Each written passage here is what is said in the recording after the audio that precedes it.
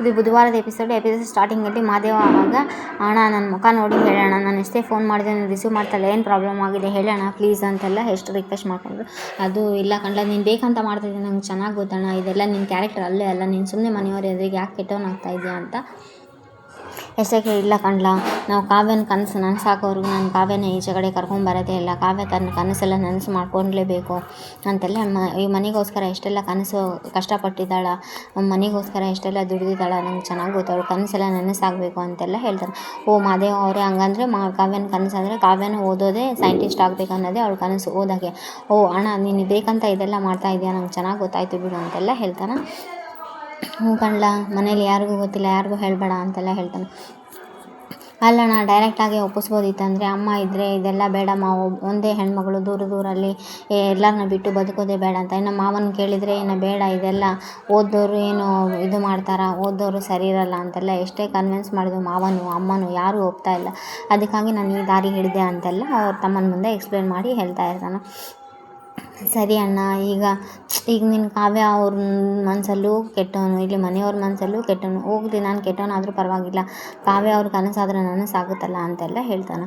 ಆಯಿತು ಮಾದೇವ ಅವರೇ, ಇವಾಗ ಒಂದು ಆಪ್ಷನ್ ಇದೆ ನಿಮಗೆ, ನೀವು ಹೆಂಗಾದರೂ ಮಾಡಿ ಕಾವ್ಯನ ಮನಸ್ಸು ಗೆಲ್ಲಬೇಕು, ನಿಮ್ಮ ಮುಂದೆ ಇದೊಂದು ದೊಡ್ಡ ಚಾಲೆಂಜ್ ಇದೆ ಅಂತೆಲ್ಲ ಹೇಳ್ತಾರೆ.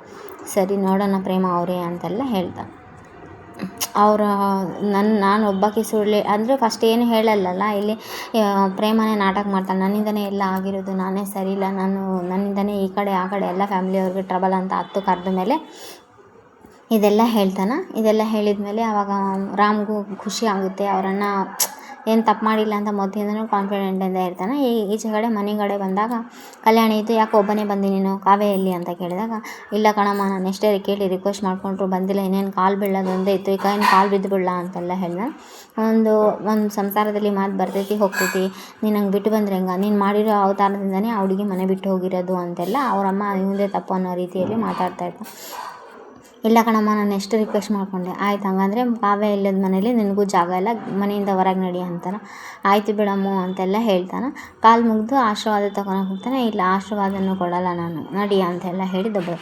ಆವಾಗ ಶ್ರೀಧರ್ ಇದ್ದು, ಬೇಡ ಅದಕ್ಕೆ ಕೋಪದಲ್ಲಿ ನೀವು ಎಂತೆಂಥ ನಿರ್ಧಾರಗಳು ತೊಗೊತಾ ಇದ್ದೀರಿ, ಮನೇಲಿ ಒಬ್ಬೊಬ್ಬರೇ ಎಲ್ಲ ಖಾಲಿ ಮಾಡ್ಕೊತ ಹೋದರೆ ಮನೇಲಿ ನೀವಾದರೂ ನೆಮ್ಮದಿಯಿಂದ ಇರ್ತೀರ, ಆ ಕಡೆ ಮಕ್ಕಳಾದರೂ ನೆಮ್ಮದಿಯಿಂದ ಇರಲ್ಲ, ಯಾರೂ ನೆಮ್ಮದಿಯಿಂದ ಇರಲ್ಲ, ಅದಕ್ಕೆ ಕೋಪದಲ್ಲಿ ಇಷ್ಟು ದೊಡ್ಡ ನಿರ್ಧಾರ ತೊಗೋಬೇಡಿ ನೀವು, ಪ್ಲೀಸ್ ದಯವಿಟ್ಟು ನಿಮ್ಮ ಕೈ ಮುಗಿತೀನಿ ಅಂತೆಲ್ಲ ಹೇಳ್ತಾ ಕಲ್ಯಾಣಿನೂ ತುಂಬ ಅಳ್ತಾ ಇರ್ತಾಳೆ. ಯಾಕಂದರೆ ಕಾವ್ಯ ಹೋಗಿಬಿಟ್ಲು, ಆಮೇಲೆ ಪ್ರೇಮ ಹೋಗಿಬಿಟ್ಲು, ಈ ಕಡೆ ರಾಮ್ ಹೋಗ್ದ, ಆಮೇಲೆ ಈ ಕಡೆ ಈಗ ಮಾದೇವಂದು ಬಾಳಿ ಬಂದಿದೆ ಅಂತೆಲ್ಲ ಹೇಳಿದ. ಎಷ್ಟು ಅಳ್ತಿರ್ತಾಳಮ್ಮ, ಅಳ್ತಿದ್ರು ಯಾರ ಮಾತು ಕೇಳಲ್ಲ ಕಲ್ಯಾಣಿ, ಲಗೇಜ್ ತೊಗೊಂಡು ಹೋಗ್ತಾ ಇರಬೇಕಷ್ಟೇ ನನಗೂ ಈ ಮನೇಲಿ ಅಂತೆಲ್ಲ ಹೇಳಿ. ಈ ಕಡೆ ಇವ್ರಿಗಂತೂ ಖುಷಿನೂ ಖುಷಿ, ಇವ್ರು 3 ಜನಕ್ಕೆ. ಇದು ಇವತ್ತಿನ ಎಪಿಸೋಡ್ ಆಗಿರುತ್ತೆ. Please like, share, comment, subscribe. Thanks for watching my channel. ಇವತ್ತಿನ ಎಪಿಸೋಡ್ನ ತುಂಬ ಇಂಟ್ರೆಸ್ಟಿಂಗ್ ಆಗಿದೆ, ತುಂಬ ಚೆನ್ನಾಗಿದೆ.